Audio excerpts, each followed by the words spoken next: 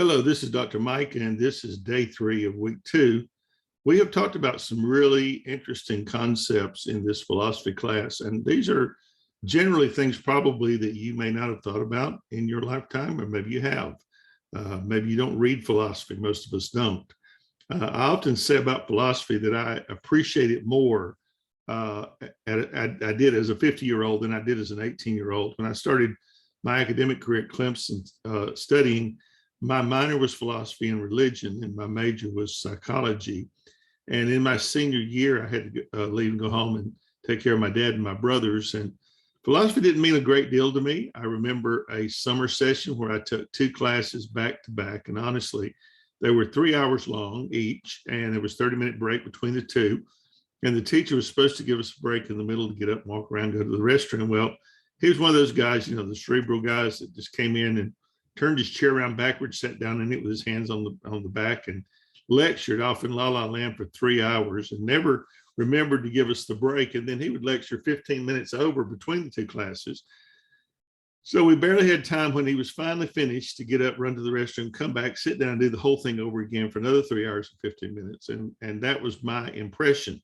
One was Introduction to Psychology, the other was Psychology of Religion. And I have never forgotten what a trial that was as an 18, 19-year-old. I came back when I was 50 to finish that degree and had to go back and pick up the pieces where I left off. And I found that philosophy meant a great deal more to me as a 50-year-old than it is an 18-year-old. So wherever you are in that continuum, understand sometimes you learn things, you kind of put them on the shelf and wait for them to become valid, or you come across something you're reading and you say, hey, we talked about that in philosophy. And you go back to those things that we talked about and kind of pull them down and take a few moments to kind of contemplate them. Today in this chapter, in chapter number 6, we are going to talk about self. We have kind of moved from a lot of generalities about the philosophy down to a much more personal application to us as a person. The question always comes down to, well, what does this mean to me as a human being? It's fine and good to know all these things and to think about all these things and about knowledge and about reality and all that. But where does the rubber meet the road, as my friend used to say? And so that's where we want to kind of move to this position to start talking about what does that do? How does it impact us as an individual? Rene Descartes made a very famous statement when he said, for this proposition, I am, I exist, is necessarily true whenever it is put forward for me or conceived in my mind. But what then am I? I'm a thing that thinks. Karl Marx, the founder of Marxism and communism, said, though man is a unique individual, he is equally the whole, the ideal whole, the subjective existence of society as thought and experienced. He exists in reality as the representation and the real mind of social existence, and as the sum of human manifestations of life. So 2 very weighty statements there that you'll find on page number 182 of your book, if you want to look at them again. But we are kind of the representative sample, if you will, of humankind, whether you would accept evolution as the primary starter of humans or a biblical type creation or some other view of how man got here. We are the representative of what man has become. And so when we talk about ourselves, it is important to think about that. There are a lot of different versions of who you are. Have you ever thought about that? You fill out a job application, you kind of cherry pick your way through your life and put the very best down. People don't want to hear the bad things, and you certainly probably wouldn't get a job if they did. So based on a job application is one thing. Think about what would have what happened on a first date. Maybe it's the person you ended up marrying. What did you talk about? Did you talk about everything under the sun? Or again, did you kind of cherry pick the best parts because you really didn't want that person to know everything there was to know about you? The good, the bad, the ugly is not a great way to find a future husband or wife, not a great way to find a future job or anything else. And then there's the you on your Facebook page, which I tell my students repeatedly, be careful what you publish in social media, because there are job employers that are looking at those now to see the real you. They're interested, not just what you put on the application or what you claim to believe or claim to that you practice, but you can tell a great deal about a person just from reading their social media. I can tell something about your politics. You can tell something about your religion, the kind of music you listen to, even some of the perversions you might have. And you are the face of a company that's going to be functioning. So you want that person to have a great self-control, self-identity, a great public persona that people at least won't be offended by. They may not be enamored by it, but they won't be offended by it. When you go to trial in a court, you are a defendant, and you have to try to convince the jury of your good character. There's always that statement, I think, therefore I am, as Descartes said. That was the real substance of who we are. Whatever your essential self, with the concept of rationality in the background, remember, it must be rational. We can't go around thinking that we are the king of Greece, or that we're Vladimir Putin, or that we're someone else. A very funny story from history. 1917, the Bolsheviks took over Russia, and the royal family, the Tsar Nicholas II and his wife Alexandria and their children, were taken prisoner, and they were held prisoner for a while, and then finally were executed and thrown down into a well. There was a lady in Virginia years later who claimed to be the daughter of the Tsar. Anastasia was her name. She claimed it was her name, and that she had escaped the Bolsheviks and escaped to freedom. And she lived her whole life in this fantasy that she was actually the Tsar's daughter and the heir to the throne of Russia. When she finally died and they did a DNA test to verify that, of course, it wasn't true. And so her reality had been very irrational for most of her life. And they recently have found the Tsar and his family in that well and taken them out and buried them in a Russian church with honors. But she picked up on some little piece of history, and she was irrational enough to think that she could pull that off. And she did for quite a number of years. She was guest at many a party and stuff because she was a good conversationalist. The Eastern religions basically spend probably a lot more time on the idea of self than we do. People like Confucius in the Chinese world, or Shintoism, or even Buddhism, spend a lot more time on the impersonal self. I like what Confucius says, your book records it on page 183. Through self-discipline and observing ritual propriety, one becomes authoritative in one's conduct. If for the space of a day one were able to accomplish this, the whole empire would defer to this authoritative model. Becoming authoritative in one's conduct is self-originating, and how could it originate with others? So controlling yourself, directing yourself, being yourself, all these things are things that we talk about. A person that is not himself, he is beside himself. The idea of self is very, very important. And so our concerns then turn to things of self, like our connections to God, religion, the nature of reality, turn out to be extremely varied and different, not only for different people and cultures, but for us from time to time and in different contexts. By the same idea, our ideas of self will be different and will vary. There are no two people alike on this planet. And so you can rest assured that whatever you are may or may not be rational for you, or may not be normal for you, or may or not be the real you. I've known people that lived in a fantasy all their lives. They never really saw reality for what it was. And so that's the kind of thing we want to think about as you read through these materials, is the experience of our real, our essential self is, excuse me, is very, very important for our well-being. A person that is at peace with himself or herself is a person that can move forward and can be much in this life. You can't do much if you are disconnected. In psychology, we talk about abnormal psychology and psychoses, where fears just captivate the person and they can't be themselves, or they may have a split personality. There's a movie out years ago called The Many Faces of Eve, in which she had like 7 different people living in her consciousness, and she could switch from one to the other. and she'd be totally different in that other person than she was in the one before.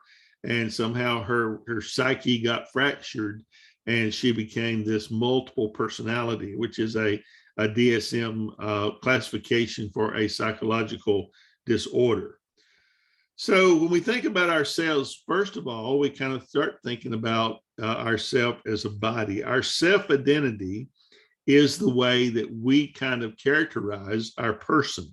This includes both general characterizations like human being, or as a man or woman, as a creature before God, or as an American. Then we classify ourselves as either Chinese or Muslim or Hindu or Buddhist or Jewish according to our religions.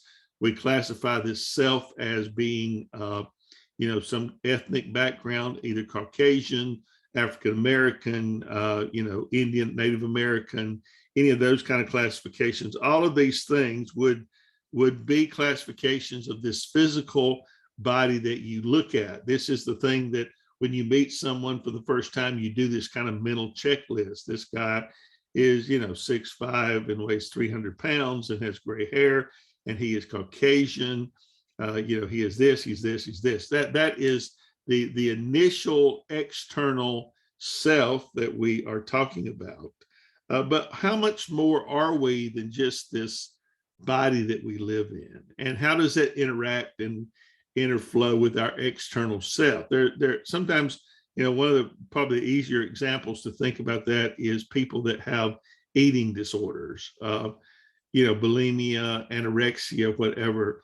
The connection between their inner self and their outer self seems to be disconnected, so that they're out of control and not able to gauge the amount of food they have, or their poor self-image. You've heard that probably before from your parents or whatever. We have a self-image, and people kind of build into that image, starting with our parents. When we're at a very young age, they are helping to build in a good self-image. That is how you see yourself.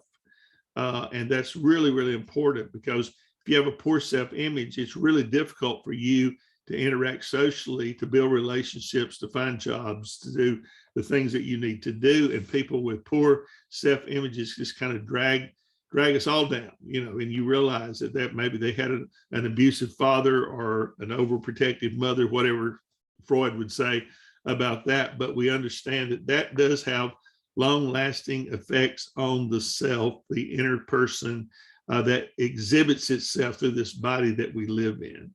And those persons can look entirely healthy, entirely normal, if we could use that word here, entirely, have a great focus. But yet, when you get to know them, their insecurities come out very quickly. The better you know a person, the more that you realize their insecurity. How many times in 20 years in the ministry have I counseled a marriage counseled a couple, only to have them say that, well, we didn't realize that he or she had all these insecurities inside them. They were hidden away. They were in a closet somewhere. And the more we got to know each other, the more these things came out, and the more damage it's done to our relationship. And so the self is very, very important. That the idea that you have two bodies, that you are, you have an internal person and an external person.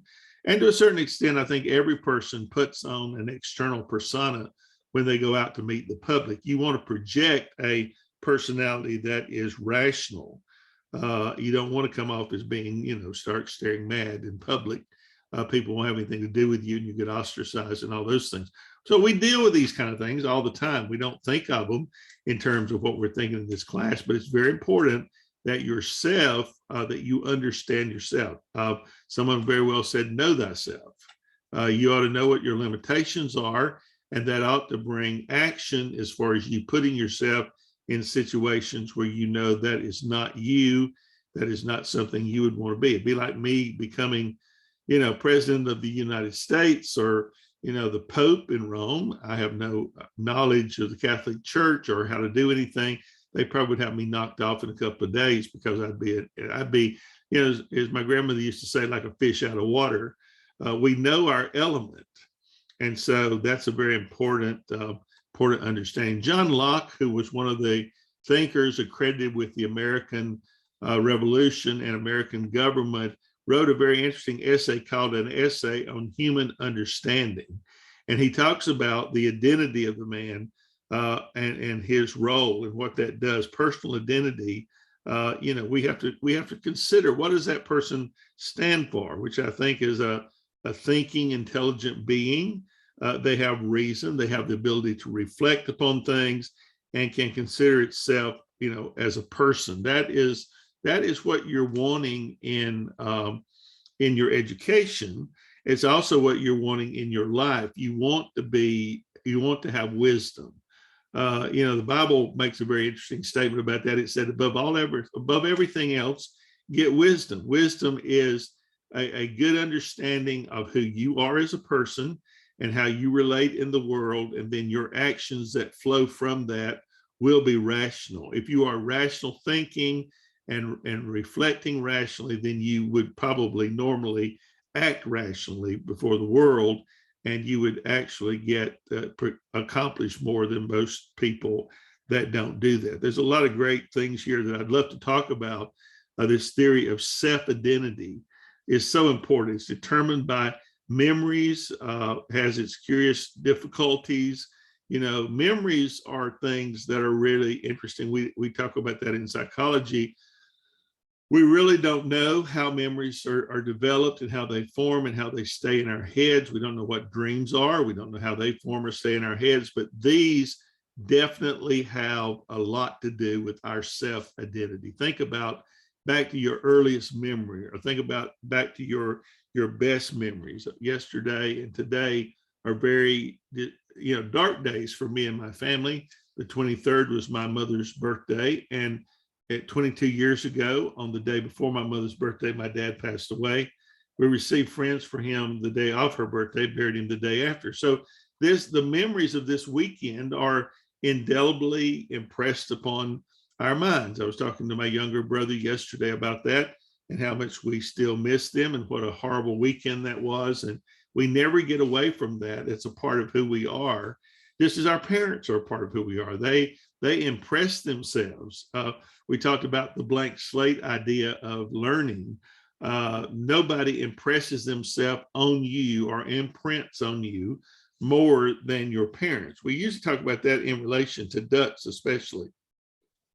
A baby duck will imprint onto its mother. It follows them around once it's born. She teaches them, she takes care of them.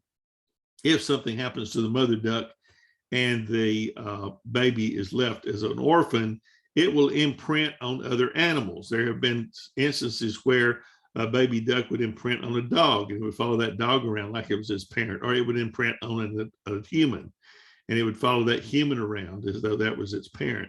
Well, I think there's something to be said for that with human beings. Our parents imprint upon us, and some good, some bad. I mean, if parents are a bad example, the likelihood of a child being an alcoholic because his father's an alcoholic, there's a lot of things involved in that. We think there's a genetic predisposition toward alcoholism, but at any rate, they see through the eyes of their father. They don't see alcohol or cigarettes or any drugs or whatever. They don't tend to see these as terribly as they are because parents did them. Parents imprinted upon them. Parents lied, so their children tend to lie. Parents drink so their children tend to drink. Parents carouse and cheat on their mate, so their children tend to do that. Parents divorce, so children tend to divorce. So they do follow through life, and that's really things that we have to think about. When we think about the self, there's a lot of things that are part of that. There's desire, there's whims, there's will and passion, rationality, thinking, memory. All those things go into us talking about the human self and who we are as an individual. I think you will enjoy reading through the different viewpoints of this in our text. One of the predicaments we get into with self is the idea of being egocentric. Egocentric means to be self-centered. And that can happen. It does happen. There is a sense in which all of us are certainly egocentric. It's about self-preservation sometimes. Sometimes it's driven by other factors. Sigmund Freud, that we've mentioned, was basically the father of psychoanalysis, a psychologist. He's also a philosopher and looks at these issues. And one of the things that he said in his theory, which causes a lot of people to argue against it today, is that children really form their personalities in the first 6 years of their life. And they go through these different phases. And if they get fixated at that phase, then it will mark their personality and their self all through the rest of their lives. One of those phases would be during the oral gratification phase. A baby gets addicted to its pacifier or to a bottle or to breastfeeding, any of those things. And it really does, it is difficult to break a child from those practices, but it has to be done for them to move on to the next phase to develop naturally. You don't want to see a 7, 8, 9-year-old still holding on to his blankie and sucking on a pacifier. That would be abnormal. That would be irrational. So basically, we think, I think there's some validity to Freud's theory in that people that are very self-centered were people that got fixated at this oral stage somehow and never did move on to grow into the next phase. And so it has caused some real concerns and ideas about the self. So the difference between mind and body is a huge consideration, because we can, Descartes said that he could conceive in his mind existing without a body. And it was clear that the human body would exist, for example, without a mind. So think about that. There's been a lot of research in recent years about the idea that when a person dies, being able to take their brain and connect it to a computer, and that person will function. The brain is the center. It is the cardia, if you will. Most ancient peoples mistook that cardia, the brain, as being the cardia, the heart. We get our word cardiovascular, cardiosurgery, all those, which normally means the heart. And people they think that the heart is the center of the emotion. It is not really the heart, it's the mind, because the cardia is part of the brain. It is where the real you, where yourself lives. It lives in this body. This body is just a shell that keeps us functioning. But if it were possible to remove the brain, put it into a computer, wonder what kind of existence that would mean, or put it into a robot or whatever. So there's always been that thought problem, but there's always the problem of the mind and the body. And those are very, metaphysical speculations that we talk about in this course you're going to read about. The mind and the body do interact. Physical events, you got a pain in the finger or in the toe, will cause mental events in the brain, and mental events up and down your body as that neuron transmits that notice to your brain. If they did not interact, then you'd have some other issues. I mean, there's chances where they don't, say in mental events, and they don't always cause the body. While you're asleep, there are all kinds of mental events going on in your head that doesn't make your body necessarily move or do anything. So these are the things to think about that that people have talked about. Behaviorism is a field of science that talks about how we behave and how that interacts with our brain. In fact, Watson, who developed the theory of behaviorism, went to school at Furman University in my hometown, and before moving on to become a famous psychiatrist. But behaviorism is a view that all talk of mental events should be translated into talk about tendencies to behave in certain ways. So you talk about, not breaking the speed limit in a car and how wrong that is, then you ought to practice it by driving under the speed limit. So behaviorism has a way of, it should change our behavior.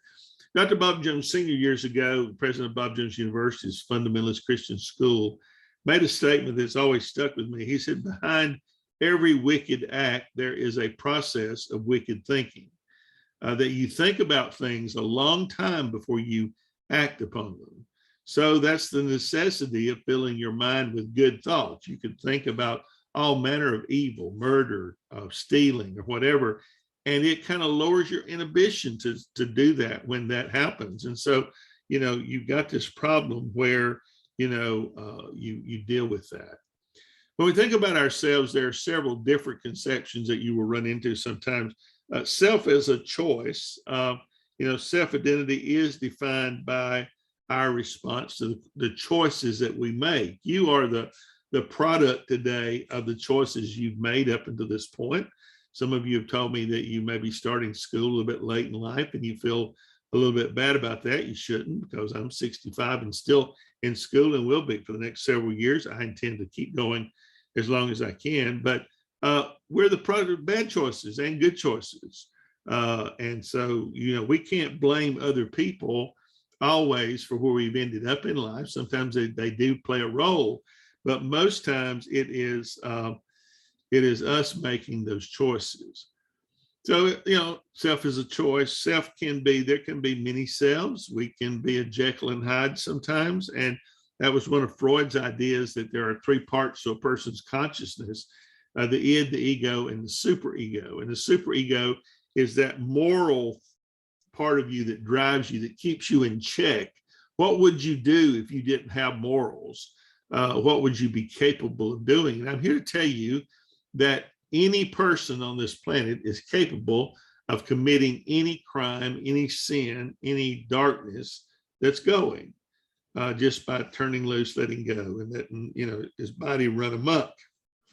That has been probably the sensibility since the Greek times, that we have to train our bodies, that we have to keep them under control. It was the ancient Greeks that started the Olympics as a way to show off the excellence of body, that the body is the instrument in which the brain, the self person, the ego resides, and you want that body to be in as good a shape as it can be. It's interesting that there is an internal set of plans for your body. You have a certain concept of what your body looks like, how it functions. That may not be reality. You may still see yourself as you were at 20, with a great body and muscles and trim and all this stuff, and you may weigh 300 pounds like I do. But in my mind, I still have this view that I'm younger than I am, and that I'm smarter than I am, and that I'm able to move better than I do. But we realize that is not actually valid. You see that more when people lose a limb. My great-grandfather had a sawmill accident in which he lost an arm and almost lost his leg. And all through his life, my mother said he would grasp with that arm as though it was there. In his mind, him losing the arm did not cut off that part of the blueprint. So there is a concept of who you are and who you think you are in your mind. And lots of people, if you listen to them talk long enough, they are expressing their internal view of themselves. People that brag a lot think very highly of themselves. People that are kind of demure and quiet and shy and retiring, they tend to struggle with that self-image, and they don't want to talk about it and don't want to share that with others. That's very much caught up in your self-thinking. There is the self that is the social animal. We are born to meet, to be social. We're born to get out, enjoy the world, the creation that we enjoy. We should get out and enjoy the surroundings and the things that we have. We shouldn't do like I do and work all the time and stay in this little room you see here. We have some great companions. There's my books on the back wall, but they don't talk as much as real people. Then there's self as relationships. We are a relational kind of people, and some of us do that better than others. Some of us don't do it so well. So basically, when you're thinking about yourself, there's all kinds of different aspects that we go to when we talk about these things. And so those are things to think about as you read and study materials this week. I mean, I realize it's heavy, and I realize that maybe you haven't had the experience to spend a lot of time doing this, but I think it's a great course. I hope that my comments have helped you to understand what you're reading a bit better. If you have a problem, please let me know that. I'm here to help. There's nothing going on in my life more important than seeing you to be successful. And I look forward to talking to you soon. We will have our last session of this week tomorrow, where we're going to talk about freedom. Freedom is another philosophical truth that we really need to consider as we go through this course. I'll see you then. Thanks so much.